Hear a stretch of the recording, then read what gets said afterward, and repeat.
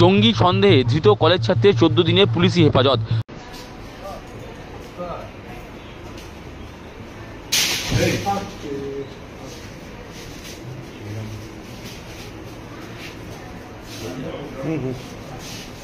বড়সড় সাফল্য পেল রাজ্যের স্পেশাল টাস্ক ফোর্স অর্থাৎ এসটিএফ। শনিবার পশ্চিম বর্ধমানের কাকসা থানার মিরেপাড়া থেকে জঙ্গি সন্দেহযোগে এক কলেজ ছাত্রকে পাকড়াও করল এসটিএফ। ধৃত মোহাম্মদ হাবিবুল্লাহ পূর্ব বর্ধমানের মানকর কলেজের কম্পিউটার সায়েন্সের দ্বিতীয় বর্ষের ছাত্র।